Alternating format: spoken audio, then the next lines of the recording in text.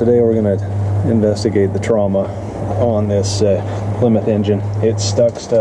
So I'm going to start pulling parts off here and yank the heads.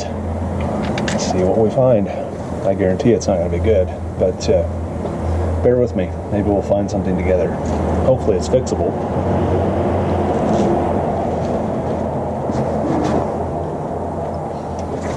So the plan here is to take off the intake manifold and then see what we find in there.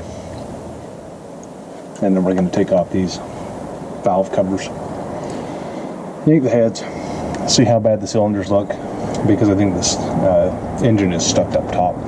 So I'll just probably high speed this and we'll get after it here.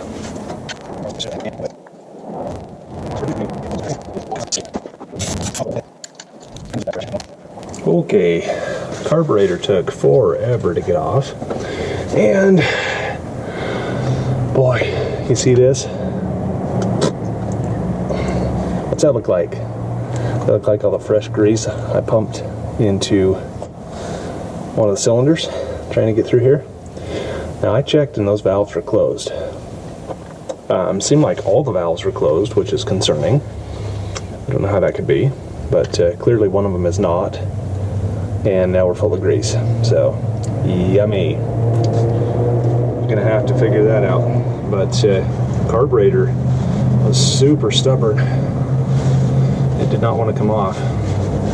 So I'm gonna get busy taking off this intake, and I'm sure we're gonna find which runner that came out of here. But not a big deal. We'll get it cleaned out. But we got the same thing in the cylinders anyway, so that was an attempt to get it unstuck with a grease gun, and this attempt failed, obviously, and I've seen a few attempts online fail. Don't think I'll be trying this again with any future engines. This is a metal gasket in here. Look at that. I don't think this carburetor's been off here since JFK was in the White House, so it's been a minute. See what we got here. This is like a MLS gasket, or they've stacked a couple. Yeah, they've stacked two of them. So I've got new gaskets for this. I've got the whole engine kit, so let's get busy and find out what's going on here.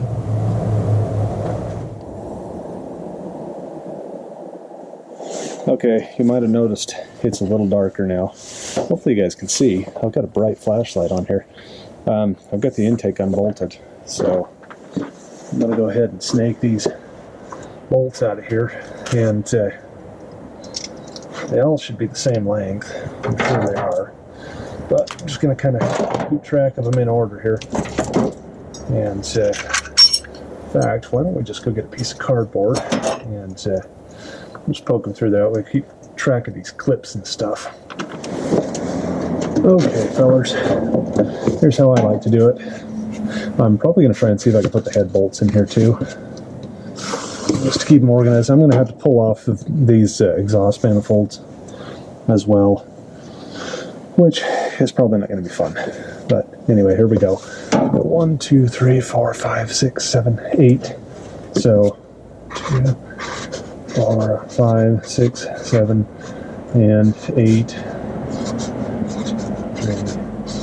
5, 6, 7, 8. Probably need to space them out more, but then I just either take my pocket knife or a awl or anything I can really stab myself with, and just put an X in there.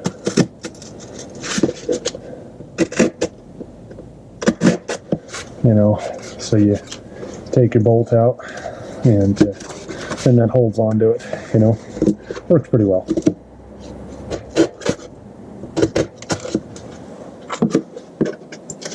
See, and here's why I do that. See how long that bolt is? I was wrong. They're not the same. But this is why we do this.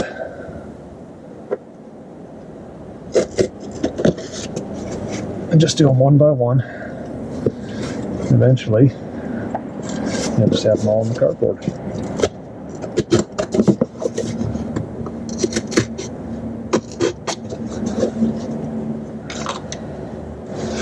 I really hope you guys can see because it's dark out here.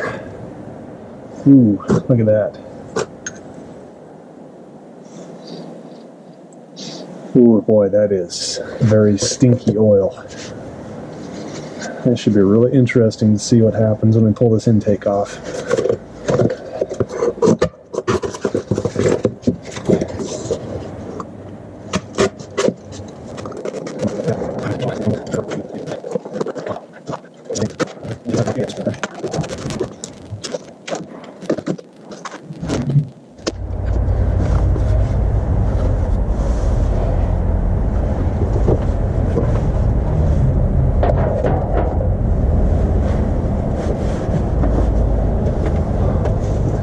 Okay, so we're ready to take off this intake and be horrified. So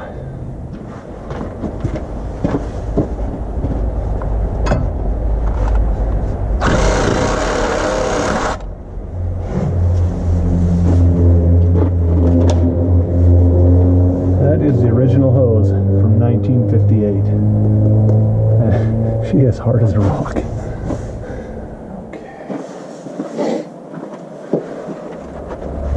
Wow. Geez, did you see that thing lift up? I didn't expect that. Okay. This is really awkward. This car sits really low. And I stand 6'4". So, oh boy, it's not looking good though. I still got a wire here. I see rust already. Let's see. What size is this?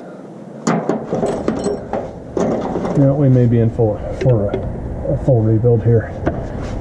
I see rust in those intake runners going in the heads. Okay, just a point here.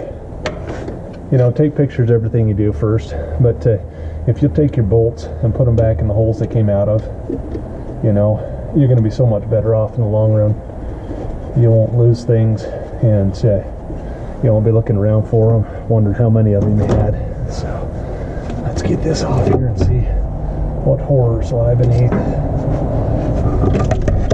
Geez, we still got that ballast resistor on there, damn it. Okay, hang on.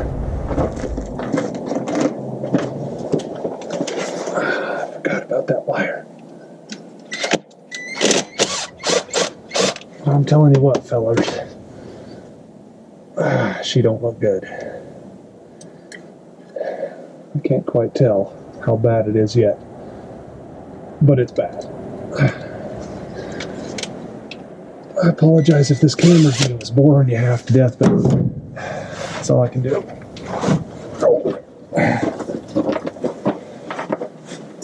Okay.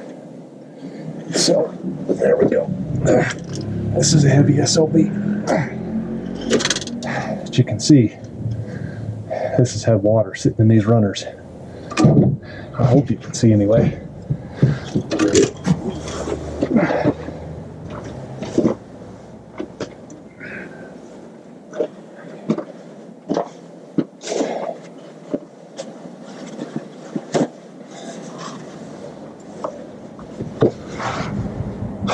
Well, these intake gaskets actually probably could be reused. They're in such good shape. That's surprising. Obviously I have new ones, but if I need to put these back in to seal it up just to keep the water out, we probably could do that. This intake gasket on the front and back is totally smoked, so that could explain a few things. Cam doesn't look bad. I'm going to bring you guys down for a close-up. Cam actually is not rusty at all. It looks... yeah, that's just a gasket. Well, that's enough yakking. Let's bring you down. Alright, I don't know what you guys can see, so I'm going to give you the light. Alright. See the cam lobes in there? Don't look too bad. I mean, look like they've been run a little dry maybe, but they're not all rusted up. And then here's our one intake runner that's full of grease. So that's probably our stuck cylinder, I'm guessing.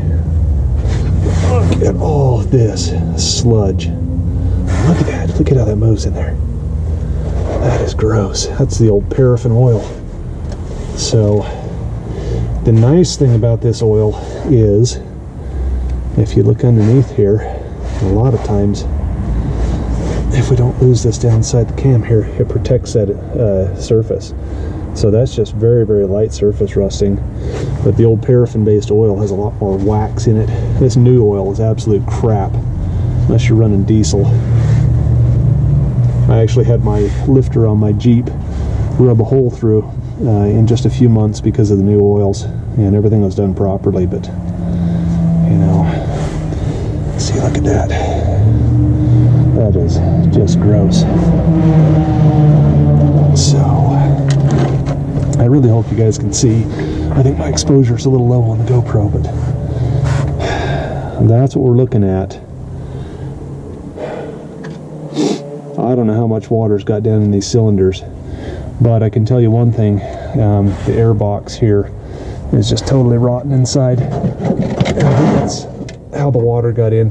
There's no guts in this water, or in this air box. It is a water box.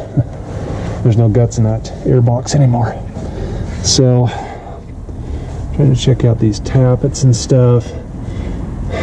Looks pretty good in here. And I know that the oil that was in here was in pretty good shape. Brand new. So I don't know if they seized it first and then put oil in or what they did, but mesh rods. That one doesn't spin, it's probably under pressure. That one spins.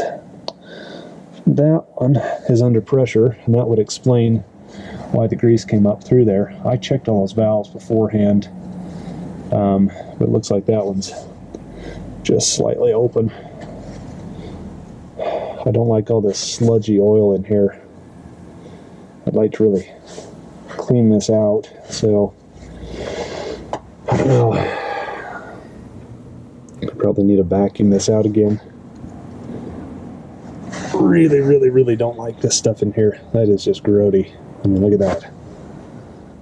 This is how my 37 Studebaker's engine was, but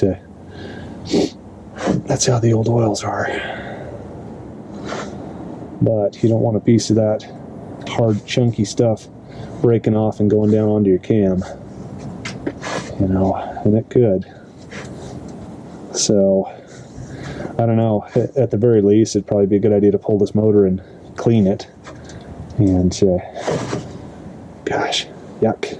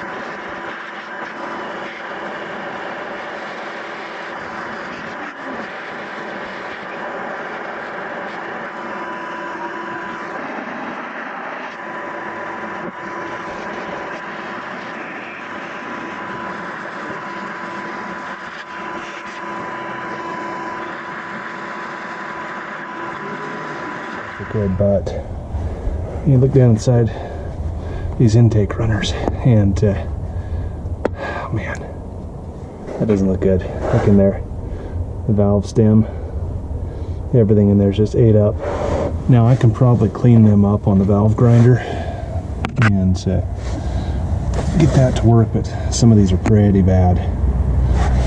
That one's full of Marvel Mystery Oil, and the other side's the same. So we're going to have to take these heads off, take the push rods out, and clean them up, and see if we can save this engine. But whoever took the hood off this really screwed us. So thanks a lot. Thanks a lot. I don't know. I sprayed this whole thing down with CRC freeze off. Try and protect it a little bit. You know, just try and get it down in there. And this helps to break up some of the goo. But I think for right now, we're going to call it a night. And just let this sit here and marinate.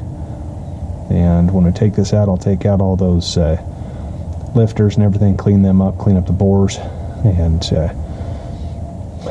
probably ought to take off the timing chain cover and check out the timing chain and possibly pull the cam, see if we can get it cleaned, since we're going to have everything else out.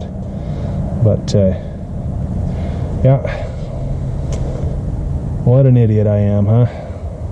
I didn't even check this motor to see if it was free before I bought it.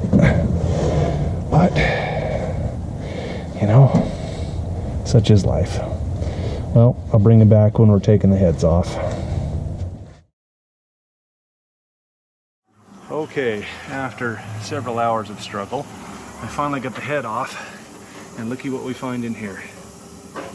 Full of water, but that cylinder wall actually isn't bad. I think we could hone that. It's just a little gritty. That cylinder wall. No, it's smooth, but actually not rusted that I can see. Carboned up all over the place. But I couldn't get this exhaust manifold off to save my life here, and then the hood came down, hit me in the back of the head. But I finally got the exhaust manifold off, so let's go ahead and lift that out. Oh my gosh. So here's the head, filthy as it can be. Let's take a look in the combustion chamber here. All these push rods. I hope I didn't bend any. I could not do anything else but pull that head off with them in place. So Uni's knee is in the way. But I think that we can probably salvage that head, get it cleaned up and decarboned, and we can clean all those valve seats, regrind them a little bit, clean up these push rods. If we find any bent ones, we'll just replace them. So might as well take out the ones we can here. Get them sitting in the parts washer with the head bolts here. So this is not going to be a long video, but it's like our parts washer's foaming at the mouth here. Probably ought to get this other one going in here. I don't know why this thing does this. It runs great for a little while, and then it starts doing this. But head bolts are absolutely filthy when I pulled them out. After an hour of sitting in the parts washers, they're looking pretty dang good. They almost look brand new, other than just a little bit of surface rust. But certainly not rusted out. These are not a torque to yield bolt, so we should be able to reuse them as long as they look like they're in good shape. Ah, now we haven't got any fluid flow on that other one. I guess we better dump this out. That's annoying. This thing always likes to do that. But anyway, we got one more head to go, and boy, I'm about all funned out.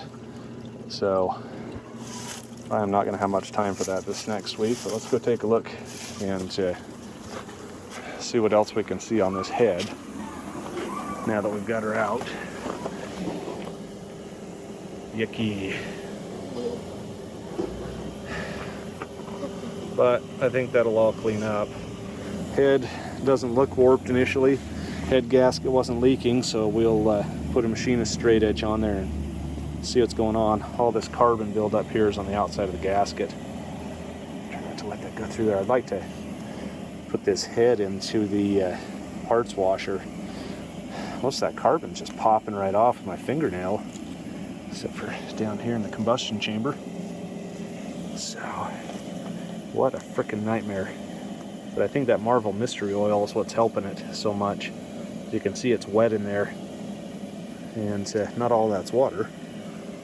But worst thing that could have done for this car is leave that hood off.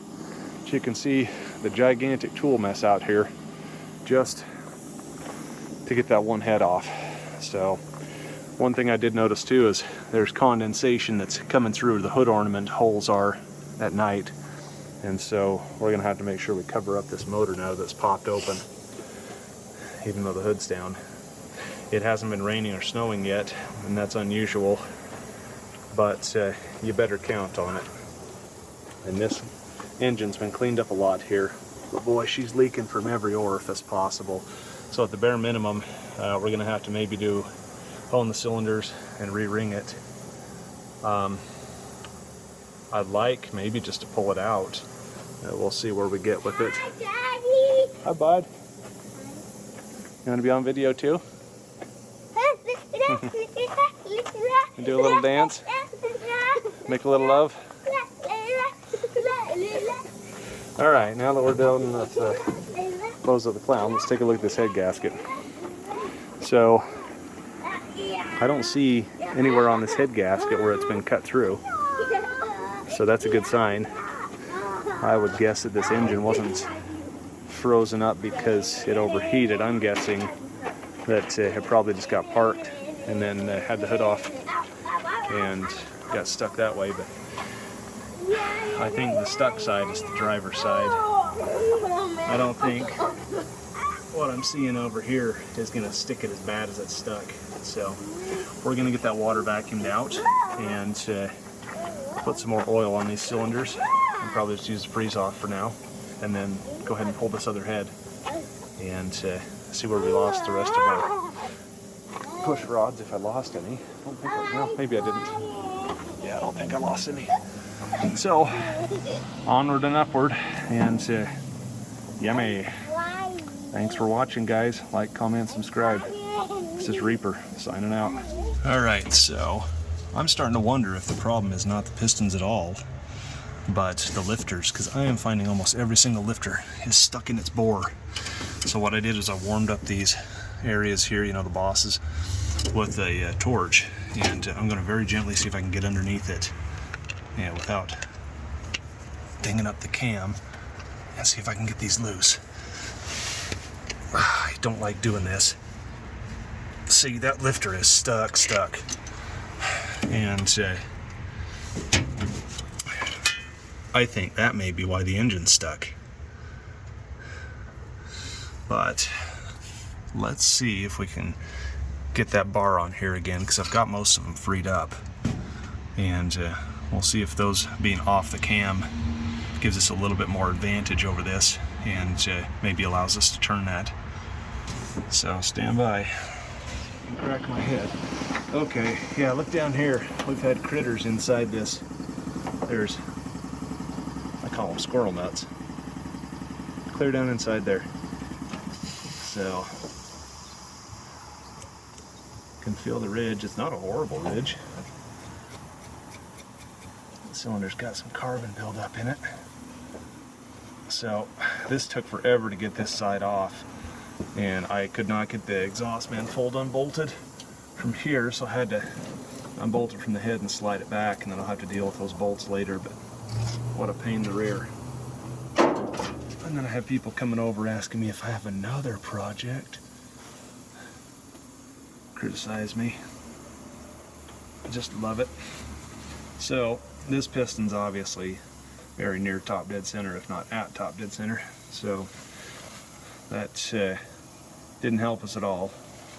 I think this is probably our stuck cylinder, because there's some pretty good rusticles in here.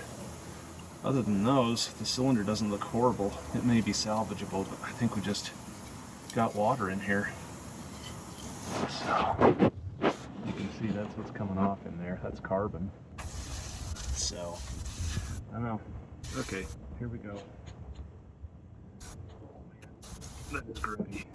This is why I don't ever want to use this grease technique again. It's disgusting.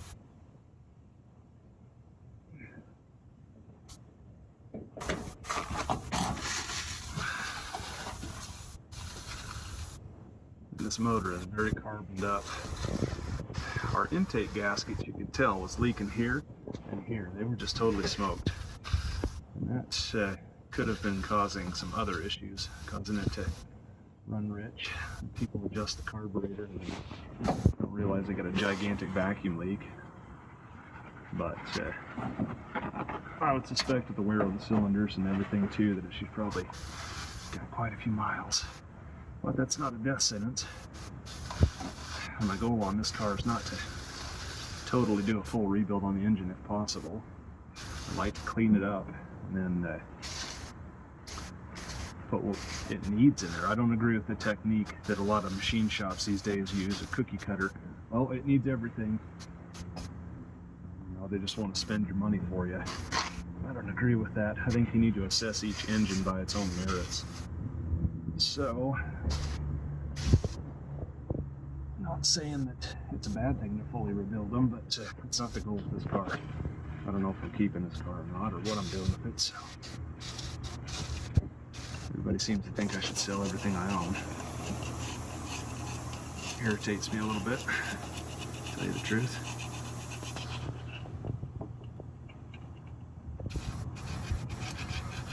Yeah, that's all carbon. So, just probably not helping our cause. So let's get that wiped off. And just goose out a little bit of brake cleaner. Try not to get that anywhere else.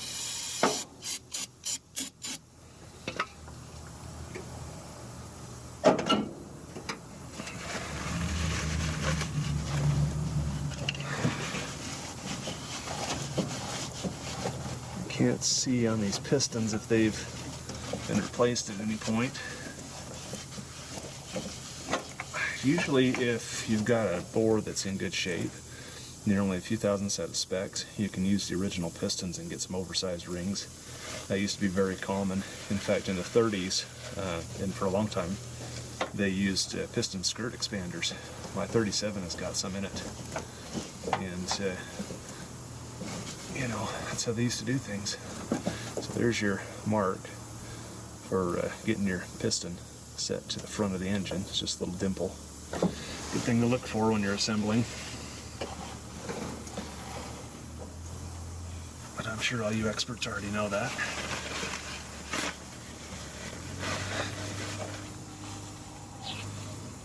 Ooh, I found out what the mystery is in Marvel Mystery Oil. It's grodiness. It does smell good though. It's like mint. Like those candies you get at the Golden Corral or Chuckarama or something. Ah crap, we're gonna get sued now.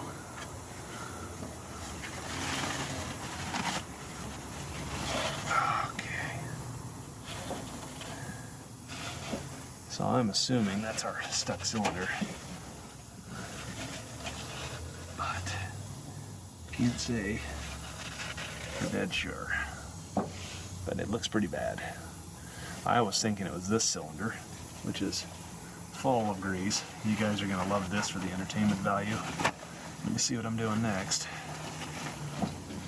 All right, going deep. Oh, that's gross. That is nastiness. Oh, look, it's in that cylinder. What is that? Oh, what is that?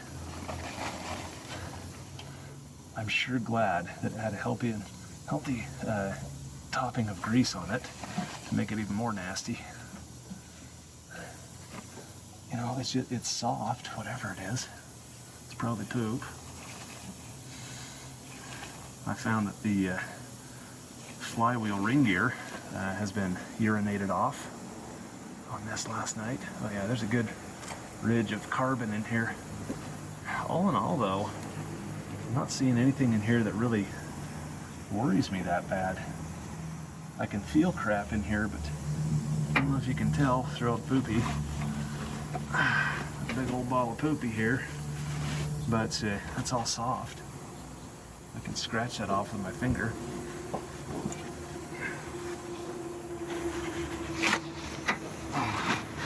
Oh, I feel so funky. That is disgusting.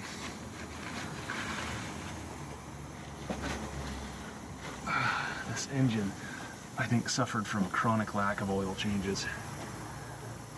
Whatever they were putting in here, probably was well past its use-by date. So, but given what I'm seeing here, I can't see what you guys can see probably, but I'm feeling it. You can tell where the water was sitting, but the cylinder wall doesn't look rusted. So, I can't even, like, I've got my hand on the crank here and I'm pulling on it with a wrench. I can't even bust it free. I can't even see what's stuck here, so let's do this. Let's gently get rid of these rusticles. I don't like doing this on the cylinder, but I don't have another way to do this really without a hone. And that'll just tear my hone apart. That's carbon.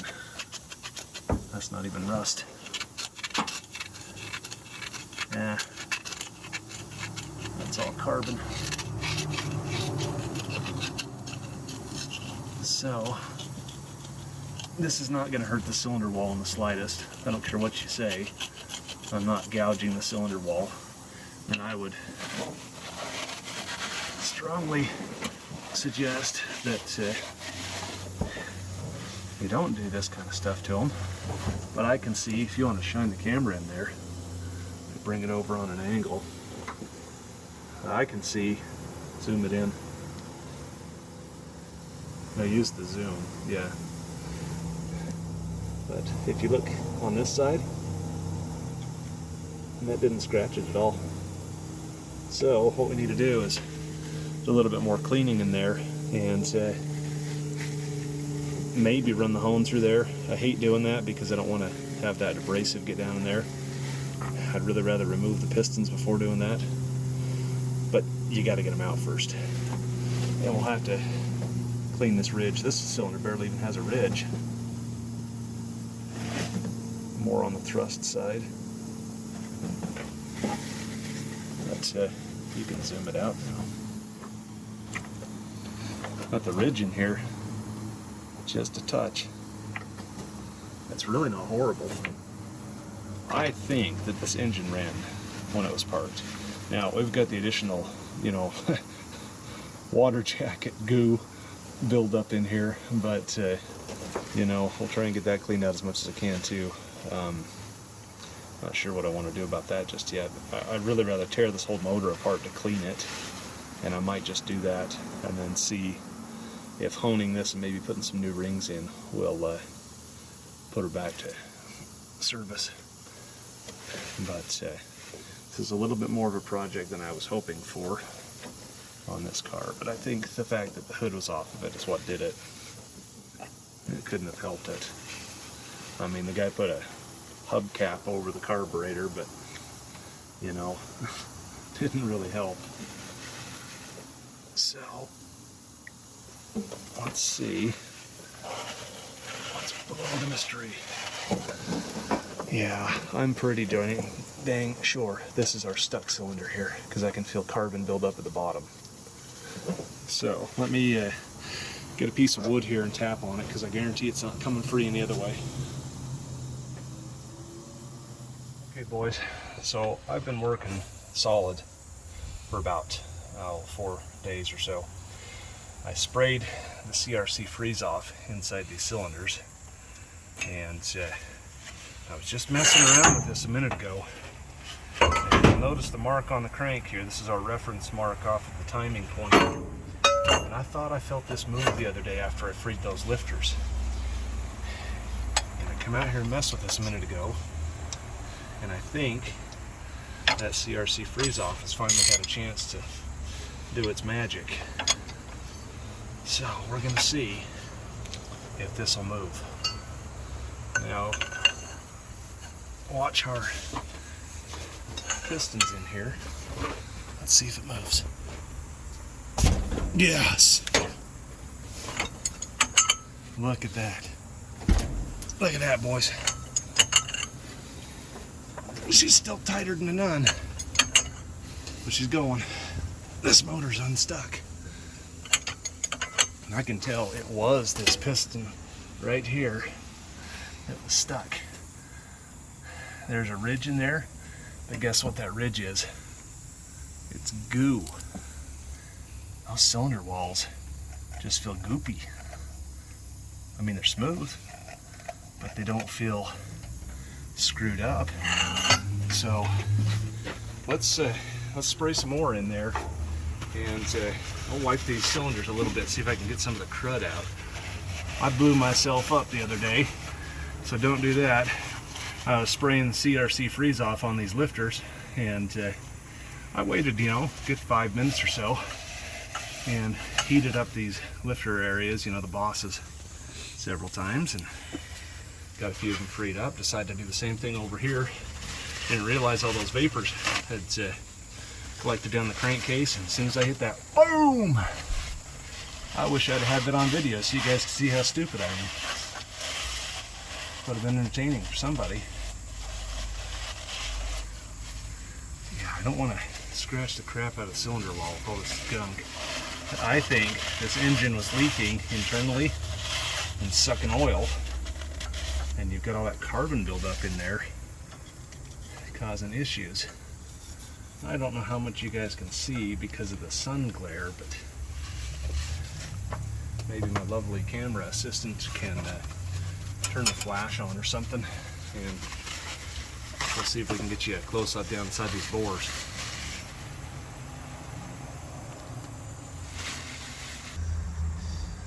Okay, so they're not bad. They look bad, but I'm telling you what, I'm feeling them, and that's all just crud. It's just gunk. So this stuff right here that you can see, that you can maybe see, that's gunk.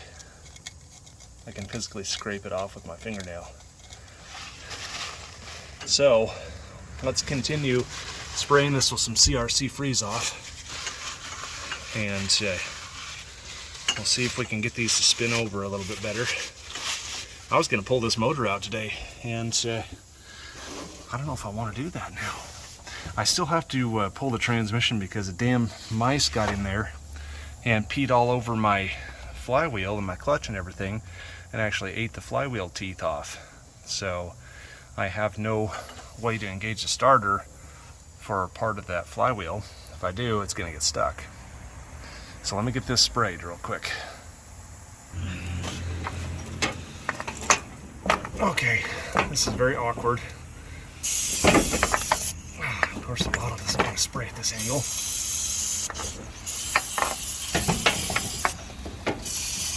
I'm almost out of this, and I just bought another can, and it's almost empty. I'm telling you what, though, this stuff dissolved that carbon. I bought some aircraft carbon dissolver just for this. I was going to let a little bit of that sit in there, and geez, before I even opened the bottle of it, you know, got this thing unstuck.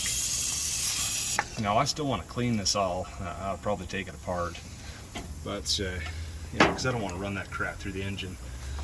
But you can see with a little bit of patience, you can get these things unstuck. Okay, now we're not turning now. We're stuck on the junk in there. So what we need to do is roll it backward, roll it forward, roll it backward, roll it forward, and eventually we're going to get all this gunk out of here and get this thing freed up. I wish I could use a starter, but if I do, it's only going to go to a certain point. Maybe I can try that, but you know, once it gets past those areas on that flywheel, we're going to have to go ahead and spin it over by hand. So I'll bring you back when we got it rotating freely.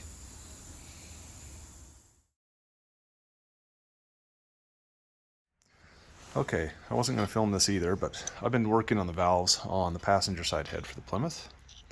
And I thought you guys might like to see the before and after, if the camera will focus. Come on there, little buddy. Okay, so the one on the right, you can see that is super, super screwed up. And the one in my left hand was actually worse. It had a full-on step. And just after a little bit of grinding and a little bit of polishing, I was able to get that thing to come in really nicely. Let's see if I can get you a better view here. Camera's having a hard time focusing. So I think these are salvageable. We did have one intake valve that was a little pitted up on the top right in this area. But I think it'll be okay. I'd sure hate to drop a valve, but I think it'll be okay. I don't think it affected it enough to replace it. And right now the replacements are so expensive that I really don't want to do that. All right, we've lapped it in a little bit. And if you look really closely, you can see our contact pattern right there starts. Look for that kind of a gray color right there, or it doesn't look shiny anymore. So what that tells me is we need to lap this a little bit more and see if we can get our contact pattern to move down more in the center. That's where you want it. But we're really close. So I'm not going to go through all these valves on camera, all 8 of them on this one side, and we've got another side to do. But that's how you do it. That's the proper way to do it. So your technique is going to be, you come in with your lapping tool, scoochy, scoochy, scoochy, back and forth, then lift, and then reseat, scoochy, scoochy, back and forth, lift, reseat. That way you get a fresh contact, fresh cutting surface, and then it also makes sure that you do the entire seat. So I will bring you back when we're done with all 8 of these. And remember, the exhaust seats are hardened. If there's an insert in there, that's hardened. So those take longer. And that's something to be noted for if you're going to run fuels that have lead in them, or you're going to put lead additive in them. Then you don't need it with a hardened valve seat. If your exhaust was as soft as your intake, yes, you would need that lead. And some of the old cars, Model Ts, for example, you would need something like that. It's a different story in your oil, though, so don't get that confused. This is gas I'm talking about. Okay, so we're on to the next stage, and I've already done this off camera, so I know what the result is going to be. But we're going to do some Prussian blue in here, and we're going to show you the valve contact area on the surface here. And if I can do this on camera, I'll do it. Okay, so I've got this blued up. I've got it in the valve seat, and I've got the lapping tool on. I've got a mark at the 12 o'clock position. A lot of times you'll have a little arrow indicator up here. So just look for it or make your own mark. And you want to go with light surface contact, if this will spin, and go to about the 6 o'clock position, maybe a little bit past. So my mark is now right here. Turn back around, and my mark is right back here, and then pull straight out. And I'll get you a close-up. So here's what you're looking for, is you're looking to see where this is contacting and if it's contacting. So we've got a pretty good pattern around here. That could possibly stand to be moved down a little bit if you want about in the middle. And this is just a single angle valve job on these. It's nothing fancy. But I'll show you what I like to do. So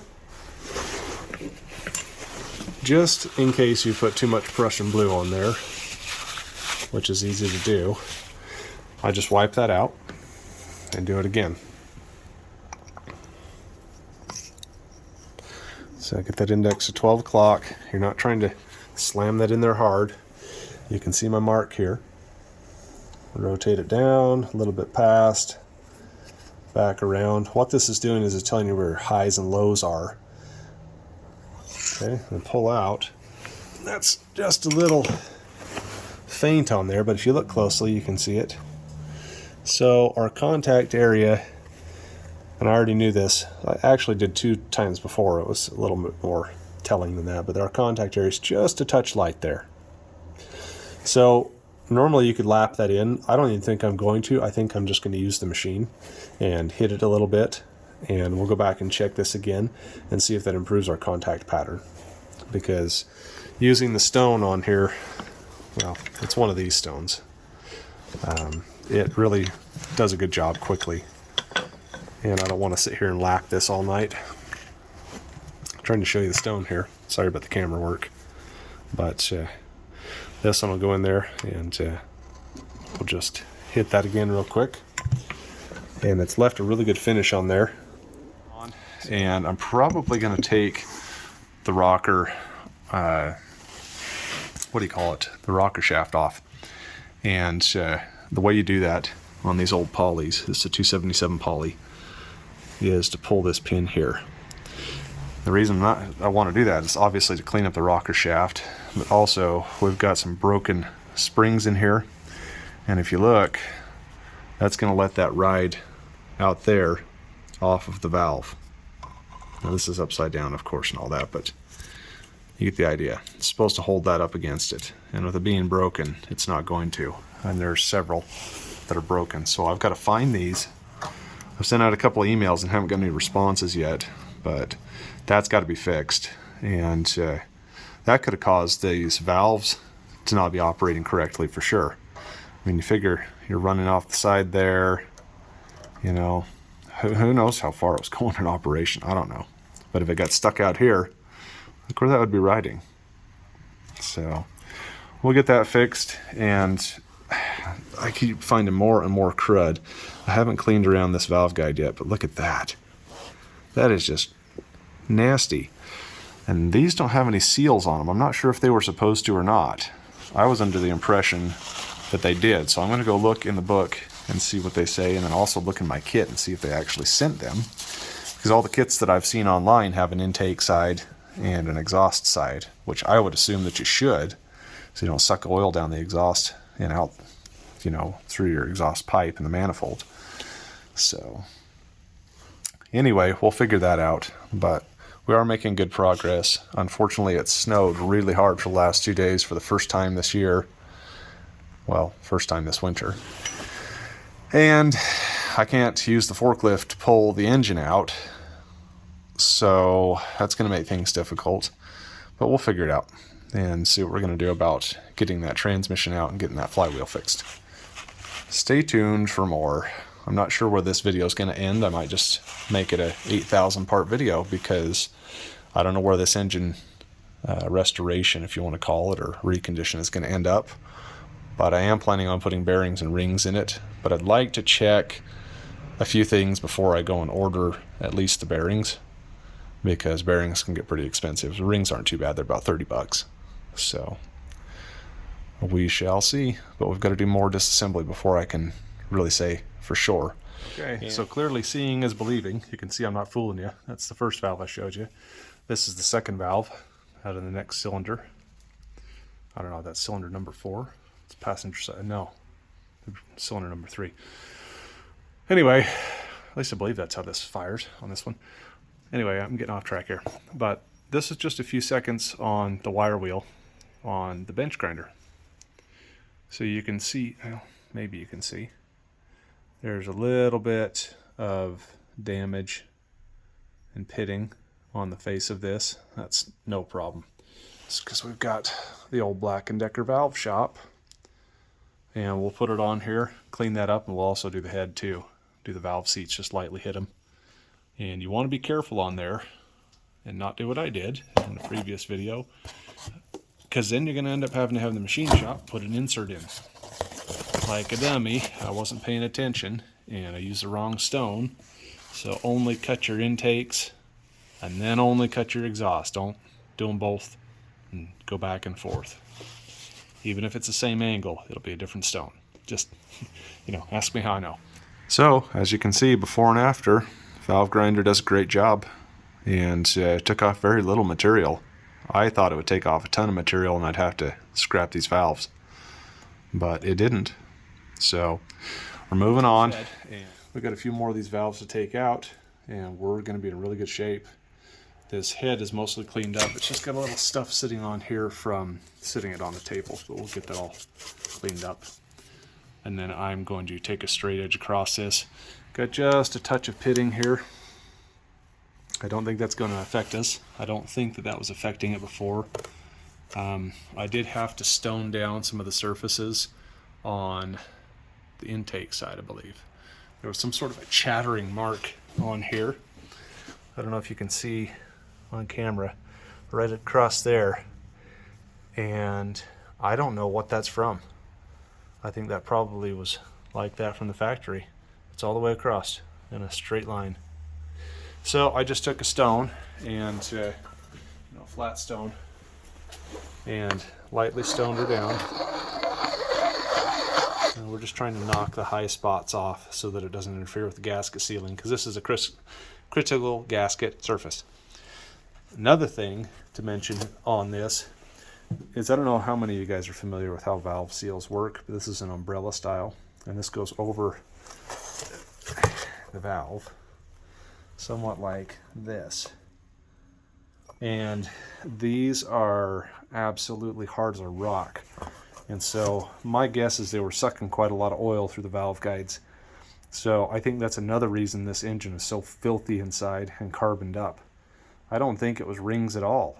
I think it was all the leaky gaskets. The intake gaskets were leaking. It's going to run rich that way. You're sucking oil. It's going to run rich that way. I had my Cherokee doing that when I first bought her. And got a really good deal on it because it was smoking like a chimney. And I knew by pulling the valve cover, the oil filler, the thingamajiggy, the spinny thing, the 710 cap, that, it didn't have any blow-by. So I knew instantly what it was. So I've said this before, I'll say it again. Evaluate each engine on its own individual merits. Don't go off cookie cutter machine shop. I'm going to spend all your money for you, idiots. Because a lot of the time, I'm going to tell you, they don't do the job right. And this engine right here on this plastic is case in point. They've got my holes for my cam bearings misaligned with the oil holes. And that may not be a problem to anybody else, but being an aircraft mechanic, that bugs the absolute shit out of me. Do the job right. That's all I'm saying. Okay, so we've got all the valve seats cut, the head's cleaned up, and I will have to blow it off and probably hit it with some brake spray again just to make sure we get all that abrasive off there. But I wanted to show you the close-up on these valve seats. How nice of a job that this valve grinder does. We'll go ahead and hand lap these in the rest of the way because these are precision ground to precisely the same angle. Boy, I can't talk on video. I think I've mentioned that before. But go ahead and look at that combustion chamber. It's beautiful. It only took about 10 gallons of cleaner. So, I may throw this in the parts washer one more time and then rinse it again because, like I said, this thing was super filthy. You can see just by the valve springs sitting there. Those are dirty. Let me show you how the valves turned out too. I know I showed you in the last clip, but they all turned out really good. So those should be plenty usable. There's lots of margin left on there, and stems look good. Like I say, only one of these intake valves was questionable. Let's see if it's this one. Nope. Let me see if I can find the one it was. I'm trying to keep these in order, but probably doesn't matter too much now because I'm hand lapping these to each other. Yeah, that one there. I don't like it, but I don't think it's going to break. I'm looking for another one right now to see if we can replace this, but I'd really rather wait until we get into the other head and see if I need more than one. But the face on there looks fine. I think it just looks ugly. Structurally, I think it's just fine. That's not my preference to use that, but we shall see. Anyway, I'm trying to decide if I'm going to yank that motor out if the weather gets warm again.